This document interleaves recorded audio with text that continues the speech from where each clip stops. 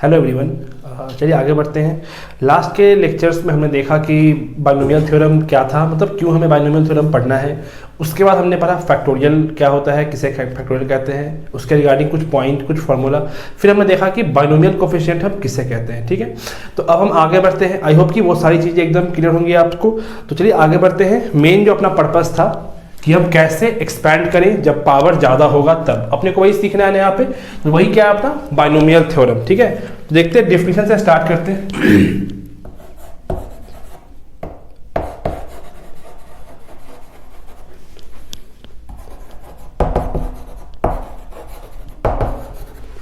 The theorem with which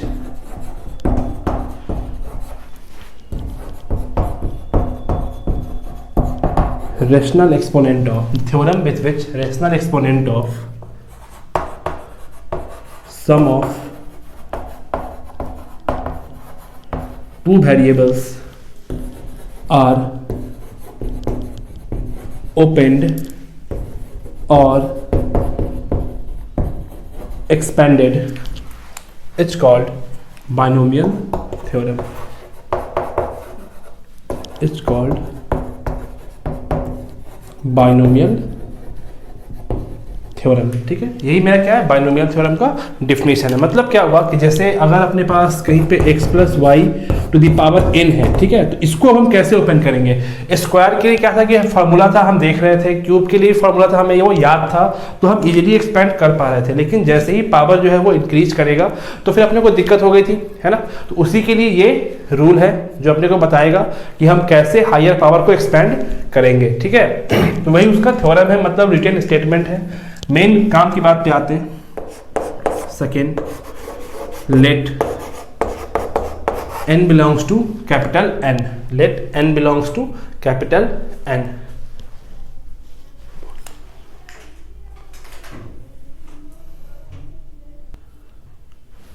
Let n belongs to capital N. x plus Y to the power n है, तो इसको हम open कैसे करते हैं, उसके लिए रूल क्या है वो देखिएगा। nc0 x n plus nc1 x n minus 1 into Y का power 1, nc2 x n minus 2 into Y का पावर स्क्वायर, मतलब y square, plus nc3 x n minus 3 into y cube, ये n एंड सो ऑन, ये कहाँ तक जाएगा तो n तक। ncn x का पावर 0 इंटू वाई का power n, x power 0 means की 1, आप चाहो तो यहाँ से गायब कर सकते हैं। ठीक है, तो यही मेरा क्या हो गया, फॉर्मूला हो गया, रूल हो गया, जिसके तहत हम एक्सपैंड करेंगे। ठीक है, क्या लिखा हमने, nc0 x power n plus nc1 x power n minus 1 into Y का power 1 plus nc2 x power n minus 2 into Y का स्क्वायर, और यही पैटर्न जो है वो फॉलो हो रहा है इंड तक। ठीक है, अच्छा एक और चीज आपको फर्स्ट क्लास में पढ़ाया था, मतलब सेकंड क्लास में, कि एनसीआर के बारे में, है ना, एनसीआर के बारे में। तो इसमें जो आर होता है इसको हम कहते हैं क्या, लोअर इंडेक्स।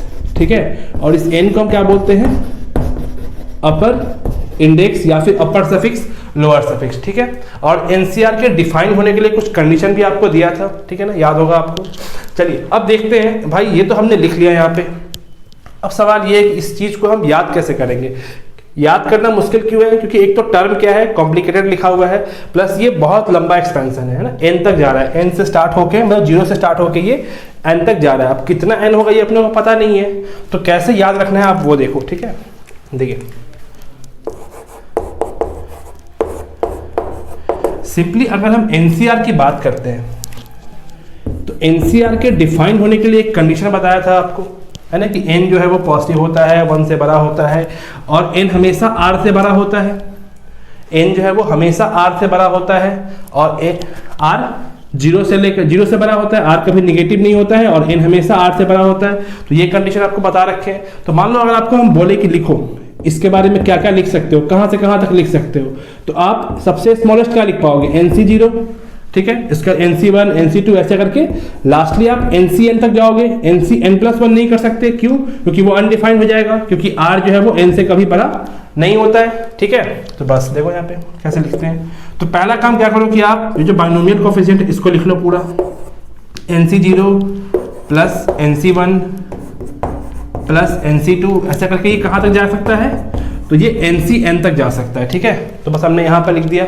अब देखो, अब उठाओ पहले वेरिएबल को, कौन है पहले है भाई, x है, तो हमने x लिखा, और x का जो पावर आएगा वो क्या आएगा, वो इन दोनों का डिफरेंस आएगा, मतलब जो बाइनोमियल कोफिशिएंट में अपर सफिक्स है और जो लोअर सफिक्स है इनका डिफरेंस आएगा। ठीक है, तो x पे क्या आएगा, n-0, तो n हो गया, फिर x पे n-1, फिर यहाँ पे x पे n-2, आगे n-3, n-4, ऐसा करके यहाँ पे x पे कितना, n-0। ठीक, अब दूसरे की बारी y पे। देखो y पे क्या आएगा, तो y पे जो लोअर सफिक्स है, जो इस बाइनोमियल कोफिशिएंट का लोअर सफिक्स है, वही मेरा y पे आ जाएगा। ठीक है, तो y पे कितना 0, फिर यहाँ पे y पे कितना 1, फिर यहाँ पे y पे कितना 2, फिर आगे y पे 3, 4, ऐसा करके लास्ट में y पे कितना आएगा, n आ जाएगा। तो सिंपली यहाँ से y0 क्या हो जाएगा 1, और यहाँ पे x पावर 0 कितना हो जाएगा 1। तो आप देखो ऊपर का चीज आपको मिल गया। ठीक, तो बस ऐसे ही लिख के आपको अपने माइंड में सेट करना है कि बाइनोमियल एक्सपेंशन हम इसी तरह से याद करते हैं। रटने बैठोगे तो याद तो होगा नहीं। ठीक है, तो इस पैटर्न पे आप सेट कर लो। पहले क्या, बाइनोमियल कोफिशिएंट लिख दिया सारा, कहाँ से कहाँ, तो n से स्टार्ट करना है, जो पावर दिया हुआ है, तो हमने n से स्टार्ट किया और 0 से लेकर के n तक लिख दिया। उसके बाद फर्स्ट वेरिएबल, तो क्या आया फर्स्ट वेरिएबल पे, तो इन दोनों का डिफरेंस, लोअर मतलब अपर सफिक्स और लोअर सफिक्स का डिफरेंस, तो n-1, n-2 ऐसा करके चले गए। यहाँ पे n-n तो 0, फिर दूसरे वेरिएबल की बारी, मतलब दूसरा जो वेरिएबल है उसकी बारी y, तो y पे क्या आएगा, जो लोअर सफिक्स है वो, तो कौन 0, तो 0, फिर 1 तो 1, 2 तो 2, ऐसे करके आप सीरीज का एक्सपेंशन लिख पाओगे। मतलब कि किसी भी दिए गए टर्म का, किसी भी दिए गए फॉर्मूले का एक्सपेंड कर सकते हो। ठीक है, तो इतना नोट कीजिए, फिर आगे बढ़ते हैं। अच्छा, एक दो एग्जांपल कर लो इसी पे, सिंपल सा, जैसे x प्लस वाई का होल स्क्वायर लिख लो इसी पे। तो क्या लिखना है, पहले पे n की जगह पे क्या है, यहाँ पे 2, तो 2c0 plus 2c1 plus 2c2, बस इसके आगे 2c3 नहीं होगा ना 2c-1 होगा, ये आपको एकदम क्लियर है बिल्कुल। चलिए फिर अब x की बारी, तो x पे डिफरेंस, तो 2 - 0 2, और y पे लोअर सफिक्स, तो 0, यहाँ पे डिफरेंस, तो 2 - 1 1, और y पे लोअर सफिक्स 1, 2c2, तो x पे डिफरेंस और y पे लोअर सफिक्स, तो कितना आएगा, 2 से 0 मीन्स 1, याद होगा आपको लिखाया था n से 0 1 होता है, तो ये कितना हो गया 1, तो x स्क्वायर, और ये y0 0 हो गया, 2c1 2 के बराबर, तो x1 y1, तो 2xy प्लस 2c2, तो 1 अगेन, ये 1, लास्टली y स्क्वायर। देखिए आ गया, इतना नोट कीजिए, फिर आगे बढ़ते हैं। चलिए एक दो एक्सपेंशन और लिखते हैं इसी के ऊपर, जैसे x प्लस वाई का होल क्यूब लिखो। ठीक है, इसके लिए लिखो, तो क्या हो जाएगा, पहले तो स्टार्ट के कहाँ से, 3 से, तो 3c0 plus 3c1 plus 3c2 plus 3c3। ठीक है, इसके आगे नहीं जाना है अपने को। नेक्स्ट x पे क्या लिखेंगे हम, डिफरेंस, तो 3, फिर x पे क्या लिखेंगे हम, डिफरेंस, तो 2, फिर x पे क्या लिखा, तो डिफरेंस 1, फिर x पे डिफरेंस। ठीक है, अगेन y पे लोअर सफिक्स, फिर y पे लोअर सफिक्स, फिर y पे लोअर सफिक्स, अगेन y पे लोअर सफिक्स। ठीक है, ओपन करो, कितना आ रहा है, ये कितना हो गया, 3 से 0, तो 1 के बराबर, तो x क्यूब प्लस 3c1 3 के बराबर, तो 3x square y plus 3c2 again 3 के बराबर, तो 3xy स्क्वायर प्लस कितना, 3c3 कितना हो गया 1, और x0 1, तो y क्यूब। ठीक है, एक और कर लेते हैं फटाफट से।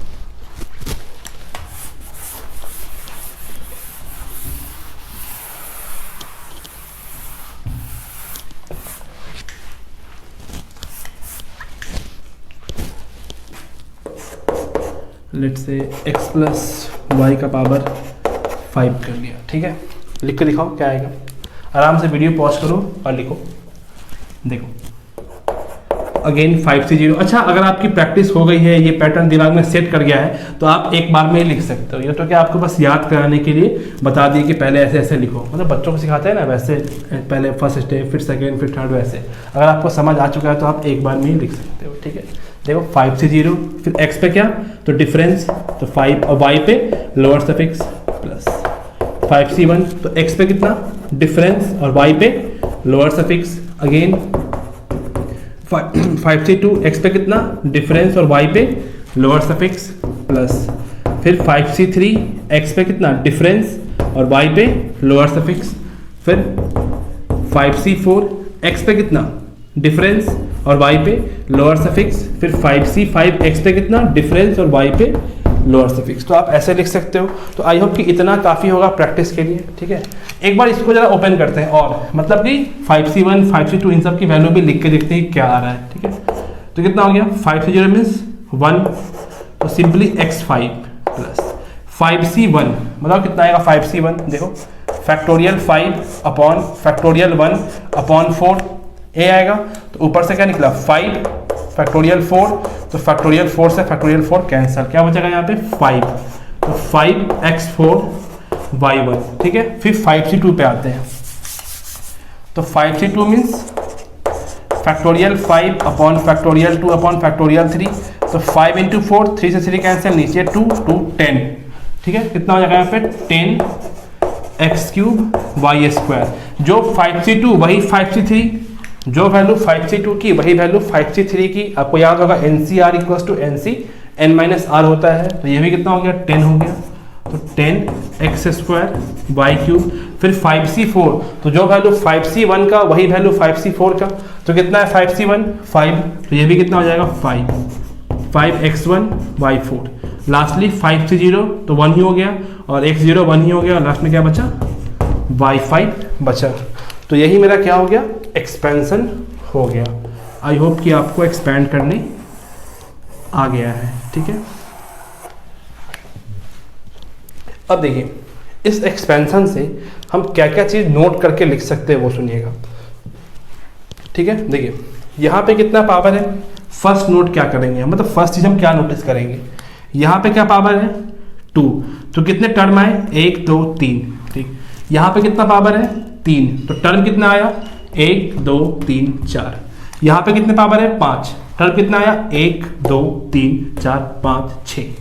मतलब कि जितना पावर है उससे एक ज़्यादा टर्म प्रेजेंट है। यहाँ पे क्या है, जितना पावर था उससे एक एक्स्ट्रा टर्म प्रेजेंट है। तो कल को अगर कोई अपने से पूछे कि भाई नंबर ऑफ टर्म्स कितने होंगे, तो हम सिंपली पावर देखेंगे। अगर पावर 100 है तो 101 टर्म, पावर 200 है तो 201 टर्म, जितना पावर उससे एक ज़्यादा टर्म होगा, ठीक है।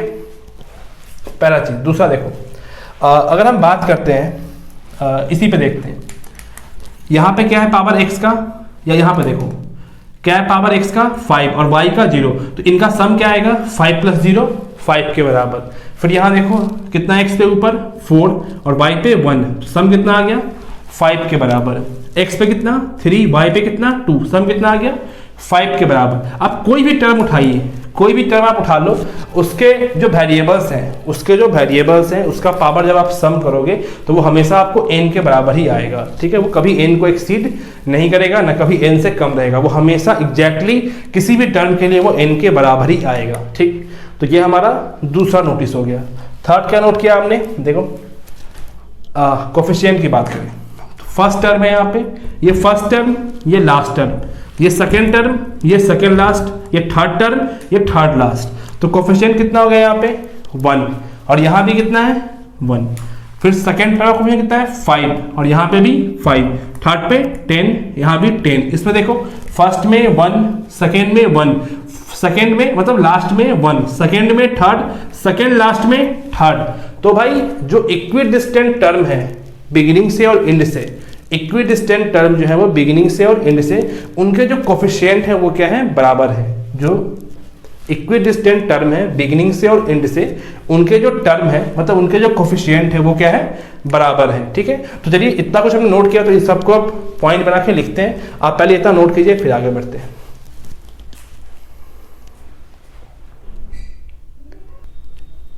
चलिए नोट करके लिखते हैं, ठीक है। तो फर्स्ट नोट हमने क्या किया था, number of terms on RHS, तो कितना हो जाएगा n+1, ठीक है। Number of terms on RHS कितना हो गया n+1 हो गया। उसके बाद दूसरा sum of exponent of variables is equals to n क्या था, power.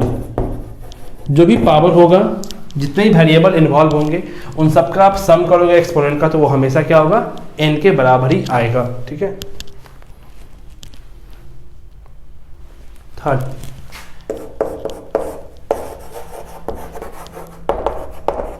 Coefficient of equidistant term from the beginning and end, from the beginning and the end is always equal, है ना। जो कोफिशिएंट था टर्म का स्टार्टिंग से और and से इक्वल डिस्टेंस पे, वो क्या था, हमेशा बराबर आया था। तो ये तीन नोट हमने किया उस एक्सपेंशन को देख के। ठीक है। तो ये काम का पॉइंट है, ऑब्जेक्टिव वगैरह में काम आता है, तो आप इसको नोट करें अच्छे से।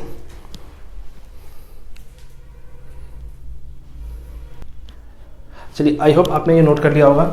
अब देखिए नेक्स्ट पॉइंट की तरफ बढ़ते हैं। इसी में आपको एक बात पता होगा कि जब भी हम एडिशन कर रहे होते हैं, किसी भी दो नंबर में जब हम ऐड कर रहे होते हैं, तो उसमें जो है वो ऑर्डर मैटर नहीं करता है ना। ऑर्डर मैटर नहीं करता है। आप a प्लस बी लिखो या आप b प्लस ए लिखो, दोनों ही क्या है, एक ही बात है, एक ही रिजल्ट देता है। मतलब कि a प्लस बी लिख दो, ऐसे 2 प्लस 3 लिख दो या 3 प्लस 2 लिख दो, रिजल्टेंट तो क्या हमेशा सेम ही आएगा। ठीक है।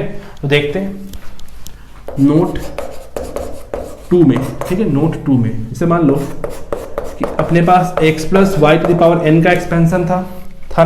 क्या आया था, आई होप कि याद हो गया होगा अब तो, nc0 x n plus nc1 x n minus 1 into Y power 1 plus nc2 x n minus 2 y का स्क्वायर, ऐसे करके लास्ट तक क्या था, ncn वाई पावर n। अब मान लो हम इसको रिवर्स लिख दें ऐसे, y प्लस एक्स का पावर n, तो अभी भी तो रिजल्टेंट वही होगा, जो x plus Y power n से आएगा वही y प्लस एक्स की पावर n से आएगा। तो दोनों में डिफरेंस क्या होगा अपने को वो देखना है। ठीक है। पहले हम टर्म लिखते हैं यहाँ पे। तो अब क्या लिखेंगे, अब y पहले आ गया तो हम y के रेस्पेक्ट में लिखेंगे। तो कैसे, nc0 फर्स्ट टर्म y और difference plus nc1 first term y difference और सेकेंड टर्म पे lower suffix plus nc2 y का पावर कितना, n माइनस 2 इंटू एक्स का लोअर सफिक्स। ऐसे करके लास्ट में हम कहाँ क्या लिखेंगे, ncn और x पावर n लिखेंगे। ठीक है। अब देखिए अगर हम सिर्फ वैल्यू वाइज बात करें, तो ये जो है वो ये दोनों एकदम बराबर होगा। कैसे बराबर होगा वो देख लो। तो यहाँ पे क्या है लिखा हुआ, nc0xn। ठीक है। nc0xn, आपको एक प्रॉपर्टी याद होगी, ncr equals to ncn minus r होता है ना। तो nc0 इक्वल्स टू ncn होगा, तो जो वैल्यू nc0 की वही वैल्यू ncn का। तो जो वैल्यू यहाँ पे फर्स्ट में था वो यहाँ पे चला गया लास्ट में। इस पे आओ, nc0yn, तो जो nc0yn की वैल्यू होगी वही value ncn y to power n की भी होगी। ठीक। फिर वैसे ही जो nc1 होगा yn माइनस 1 x1, तो इसके पहले जो टर्म होगा वो टर्म क्या होगा, nc n माइनस 1 x पे डिफरेंस तो 1 और y पे लोअर सफिक्स n माइनस 1। तो देखो yn माइनस 1 x1 और nc1, तो ncn दोनों ही क्या है, बराबर है। ठीक है। तो दोनों ही क्या है, बराबर है। लेकिन डिफरेंस क्या है, डिफरेंस सिर्फ पोजीशन का है। अगर हम आपसे इस वाले टर्म मतलब इस वाले के रिगार्डिंग पूछे कि सेकेंड टर्म कौन सा है, क्या पूछ रहे हैं आपसे कि सेकेंड टर्म कौन सा है, तो क्या बोलोगे कि nc1 x n माइनस 1 और y1। ठीक है। और अगर इसके रिगार्डिंग पूछे कि सेकेंड टर्म कौन सा है, तो क्या बोलेंगे हम nc1 y power n minus 1 और x पावर 1। तो अभी क्या दोनों बराबर नहीं है, तो बस पोजीशन के रिस्पेक्ट में बराबर नहीं है। कहने का मतलब क्या हुआ कि भाई जो सम आएगा जो सीरीज है वो तो बराबर ही है, वैल्यू तो क्या है बराबर है, सारे टर्म प्रेजेंट है, बस पोजीशन चेंज कर गया, ठीक है। तो अब दिक्कत है, मान लो कि अगर पूछा कोई कि फर्स्ट टर्म क्या बोले हम, मतलब मान लो सीरीज लिख दिया, पूछे सेकंड टर्म क्या होगा, तो पहले वाले के हिसाब से तो ये सही, दूसरे वाले के हिसाब से तो फिर ये सही, तो फिर दिक्कत है। तो इसके लिए कुछ नहीं, आप कंफ्यूज नहीं होना, जैसे जिस ऑर्डर में क्वेश्चन में दिया रहेगा, जैसे जिस ऑर्डर में क्वेश्चन में दिया रहेगा, हम उसी ऑर्डर का सेकेंड टर्म बोलेंगे, ठीक है। जैसे मान लो कि लिखा हुआ है x प्लस 2y का पावर 7 और पूछे कि बताओ सेकेंड टर्म क्या होगा, तो हम इसको देख के फर्स्ट टर्म इसको मानेंगे, सेकेंड टर्म इसको मानेंगे और तब अपना सेकेंड टर्म बताएंगे। और अगर मान लो क्वेश्चन में ऐसे लिखा है बिना उसमें कुछ छेड़छाड़ किए, मतलब अपनी तरफ से हम कोई छेड़छाड़ नहीं करेंगे, तो हम फिर इसके रिगार्डिंग सेकेंड टर्म देंगे। तो पहले क्या आएगा 2y, फिर इसके लिए सेकेंड टर्म क्या हो गया x, तो इनके रिगार्डिंग हम सेकेंड टर्म बोलेंगे। और क्वेश्चन अगर इस तरह से लिखा है तो फिर इसके रिगार्डिंग हम सेकेंड या थर्ड टर्म या फोर्थ टर्म बताएंगे, ठीक है। तो आप इसमें कंफ्यूज ना करें, इतना नोट कीजिए, फिर आगे बढ़ते हैं। चलिए अच्छा, इसी को अगर हम समेशन के फॉर्म में लिखना चाहे तो कैसे लिखेंगे, मतलब समराइज करके लिखे समेशन के फॉर्म में तो कैसे लिखेंगे। तो देखो नोट थर्ड, आई होप आप भी लिख सकते हो। देखो क्या है, NC0 NC1 NC2 NCn-1 NCn, तो कहाँ से कहाँ, 0 से लेके n तक। तो मान लो अगर हम लिखना चाहें तो क्या लिखेंगे हम, NCR, ठीक है। उसके बाद x पे क्या आएगा, डिफरेंस आता है n-r, और y पे क्या आता है, लोअर सफिक्स r, और r कहाँ से कहाँ आ रहा है, समेशन ओवर r कहाँ से कहाँ, 0 से लेके n तक, ठीक है, 0 से लेके n तक। तो ये हमने लिखा कैसे, तो इसके रिगार्डिंग लिख दिया, ठीक है। अच्छा अगर नीचे वाले के रिगार्डिंग लिखेंगे तो सेम चीज, कुछ नहीं, देखो r इक्वल्स टू 0 n, और NCR तो रहेगा ही रहेगा, फिर जहाँ पे जो रोल x का था अब उस जगह पे y आ गया n-r, और जहाँ पे y था वहाँ पे x आ जाएगा, ठीक है। तो ये हमने इसको समेशन के फॉर्म में लिख दिया जनरलाइज करके, ठीक है, नोट कीजिए इतना।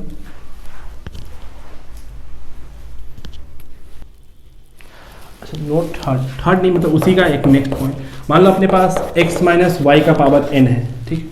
अभी तो क्या हम सब कुछ प्लस के लिए देख रहे थे, देखते हैं माइनस के लिए। तो कुछ नहीं, माइनस को तो आप बस ऐसे ट्रीट करो कि ये क्या है, x प्लस माइनस वाई का पावर n। तो फर्स्ट टर्म क्या हो गया यहाँ पे x, और सेकेंड टर्म माइनस वाई, तो लिखते हैं चलो NC0 x का पावर डिफरेंस, और y की जगह पे माइनस वाई का पावर कितना 0, lower suffix, plus NC1 x पे कितना n-1 माइनस वाई का power 1, plus NC2 x power n-2 into Y power, sorry Y बोल रहा हूँ, माइनस वाई का स्क्वायर, ऐसे करके NCn x पावर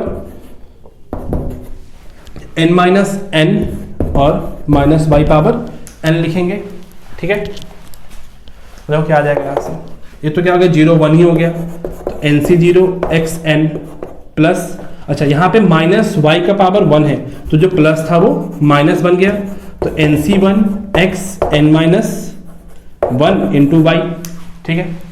फिर माइनस वाई का स्क्वायर तो वाई का स्क्वायर हो गया, तो यहाँ पे प्लस रह गया, NC2 x n-2 वाई का होल स्क्वायर, ऐसा करके हम लास्ट में जाएंगे। अब डिपेंड करेगा कि n क्या है, तो उसके लिए हम ऐसे लिख सकते हैं -1 का पावर एक बाहर निकाल दो n, और फिर ये NCn, और यहाँ पे कितना y पावर n रहने दिया, या -1 पावर, हाँ n ही बाहर रहने दो, कोई दिक्कत नहीं। चलो